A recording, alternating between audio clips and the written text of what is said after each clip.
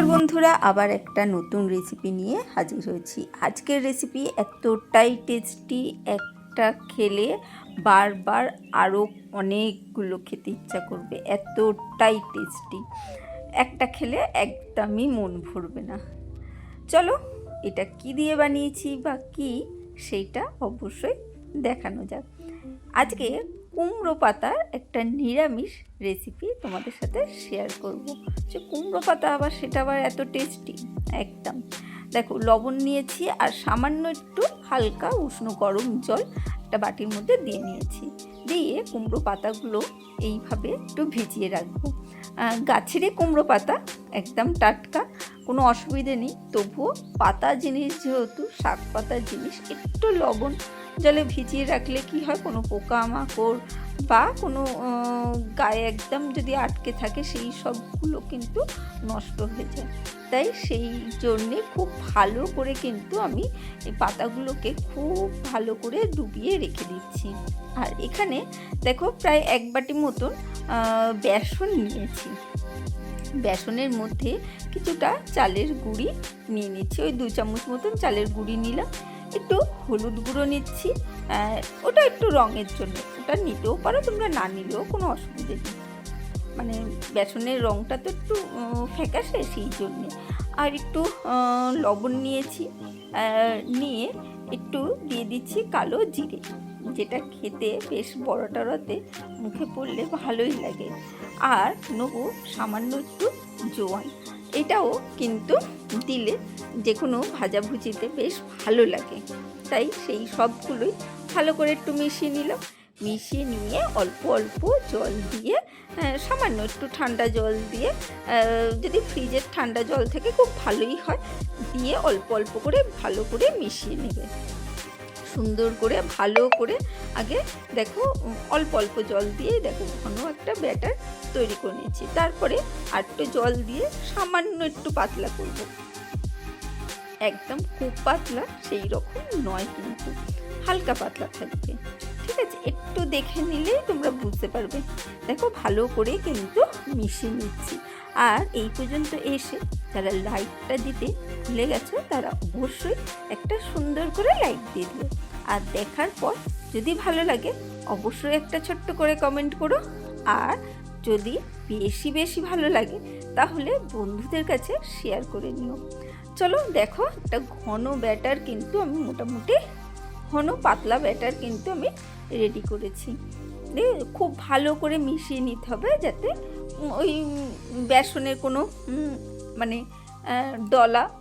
ডেলা মতন না থাকে, তাহলে ওটা মুখে পড়লে খুব বাজে আসবে। সেই জন্যে খুব ভালো করে ফেটিয়ে নিচ্ছি। আর চামচ দিয়ে যতটা পারবে ভালো করে ফেটিয়ে নেবে।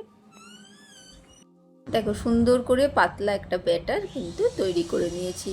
বুঝতে পারছো? আশা করি দেখে নিশ্চয়ই বুঝতে পারছো। যারা নতুন একটু ভালো করে দেখো, যারা তো পুরনো তারা তো মোটামুটি করে নিতেই পারে, কিন্তু যারা নতুন তারা একটু ভালো করে না দেখে নিলে, শিখে নিলে অসুবিধা হয়। চলো বাটিটা একটু সাইডে রেখে দিলাম ঢাকা দিয়ে। এরপরে আমি এখানটায় শিলনোড়ায় পোস্ত বাটবো। দেখো শিলনোড়া নিয়ে নিয়েছি এবং কাঁচা লঙ্কা নিয়েছি। কাঁচা লঙ্কা দিয়ে পোস্তটা বাটতে হবে, সেই জন্যে কাঁচা লঙ্কাটাকে অল্প করে বেটে নিচ্ছি। আমি 2টো কাঁচা লঙ্কা নিয়েছি, তোমরা বেশিও নিতে পারো। এটা তো সবাই মোটামুটি জানে, যারা বেশি ঝাল খায় তারা সেই লঙ্কা অনুযায়ী ঝাল যেরকম আছে সেই রকম কিন্তু মানে লঙ্কাটা দিতে হয়।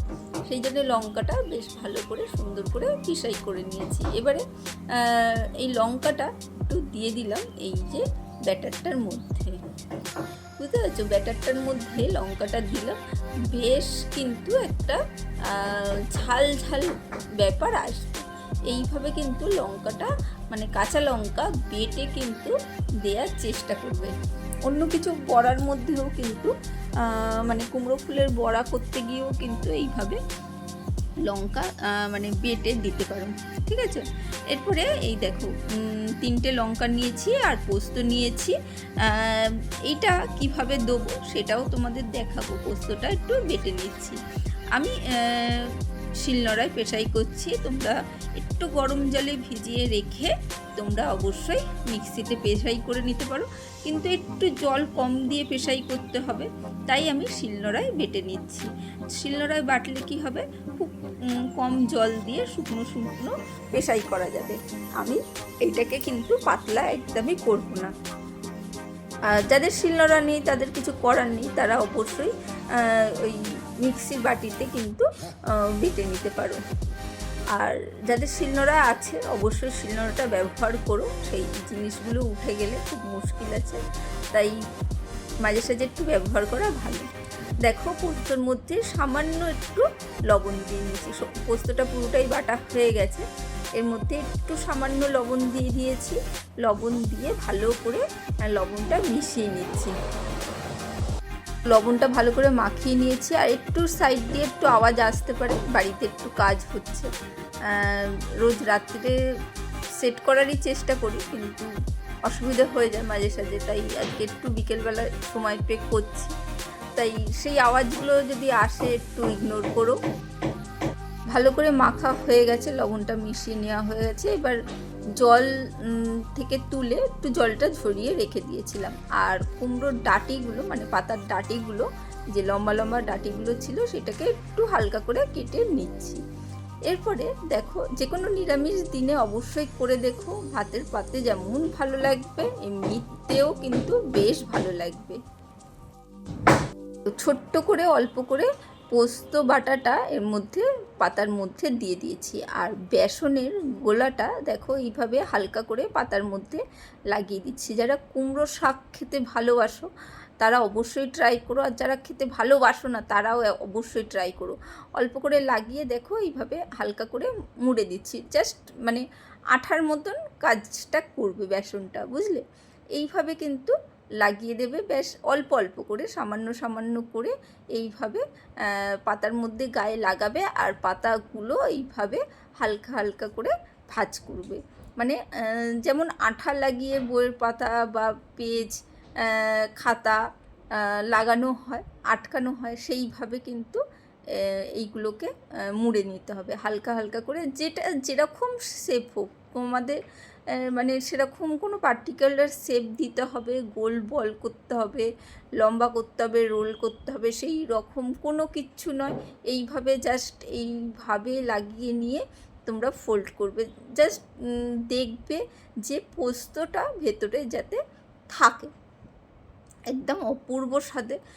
যদি না ট্রাই করে থাকো, কোনো দিন না খেয়ে থাকো, এটা কিন্তু একদম অনেক পুরনো একটা রেসিপি, খেতে কিন্তু অসাধারণ হয়, সেই জন্যে অবশ্যই একদিন ট্রাই করো। আর বললাম তো, একটা খেয়ে একদমই মন ভরবে না।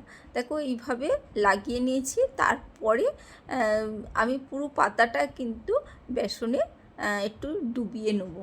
প্রত্যেকটা এইভাবে কিন্তু আগে রেডি করে নেবো। বুঝতে পারছো, পুরো পোস্তটা কিন্তু ভেতরে কিন্তু ঢুকে গেছে। দেখো এইভাবে একটা, দেখো একটা একদম পুরো রেডি হয়ে গেছে। এইভাবেই একটা করে রেডি করে নেবো। আর এই দেখো বেসনের মধ্যে ডুবিয়ে নিয়েছি পুরো একদম, ফোল্ডগুলোকে এইভাবে ডুবিয়ে নিয়ে তেলটা আমি কিন্তু গরম করতে বসিয়ে দিয়েছি। দেখতে পাচ্ছ একদম কিন্তু হালকা হয়ে লেগেছে বেসনটা, খুব মোটা নয় বেসনটা, বুঝতেই পারছো। দেখো তোমাদের আর একটাও পাতা এইভাবে দেখিয়ে দিচ্ছি। একটু আওয়াজ হচ্ছে আমি জানি, একটু অসুবিধা হচ্ছে হয়তো তোমাদের শুনতে। প্রত্যেকটা পাতার মধ্যেই অল্প করেই পোস্তটা বাটাটা দেবে, আর এইভাবেই কিন্তু দেখো একদম আঠার মতন, যেমন আঠা লাগায় সেই রকমভাবে কিন্তু লাগিয়ে নিতে হবে। একদম সহজ পদ্ধতি, আর যে কেউ কিন্তু পারবে। আমি কিন্তু সাদা তেল গরম হতে দিয়ে দিয়েছি, হালকা করে গরম হচ্ছে। প্রত্যেকটা পাতায় কিন্তু এইভাবেই কিন্তু ফোল্ড করতে হবে। আর গরম ভাতের সাথে শুধু গরম ভাতের সাথে কিন্তু যেমন খেতে ভালো লাগবে, যদি ডাল থাকে তার সাথেও ভালো লাগবে, আর এমনিও কিন্তু খেতে ভালো লাগবে। নিরামিষ দিনে অবশ্যই একদিন ট্রাই করো। নিরামিষ দিনে আমাদের কিন্তু প্রচুর কিন্তু চিন্তা করতে হয়, তাই না?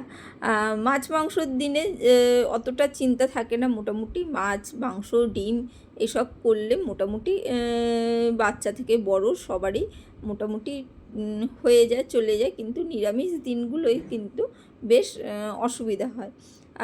দেখো আমি পুরো পাতাগুলোকে কিন্তু বেসনে ডুবিয়ে নিচ্ছি, দুটো ডুবিয়ে নিয়েছি। আমি ছাড়বো, যেহেতু ভিডিও করছি সেহেতু দুটো একসাথে রেডি করে নিলাম, না হলে ভিডিও করতে অসুবিধে হয়ে যাবে। আর এইভাবে কিন্তু ফোল্ড করে নিতে হবে।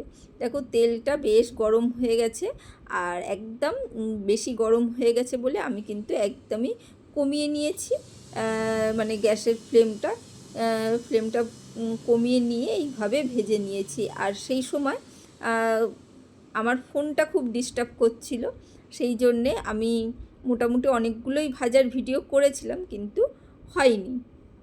তেলটা কিন্তু লো ফ্লেমে আস্তে আস্তে করে আমি খুব সুন্দর করে ভেজে তুলেছি। আর ওই ফোনের ডিস্টার্বের জন্যে ভাজাগুলো সেইভাবে দেখাতে পারিনি, তোমরা আশা করি বুঝতেই পেরেছো। আর ক্ষমা চেয়ে নিলাম, কিছু করার নেই, ফোনটা গরম হয়ে গেছিলো আর স্টোরেজও ফুল হয়ে গেছিলো। চলো আজকের জন্য টাটা, বাই বাই, আবার দেখা হবে অন্য কোনো দিন অন্য কোনো রেসিপিতে।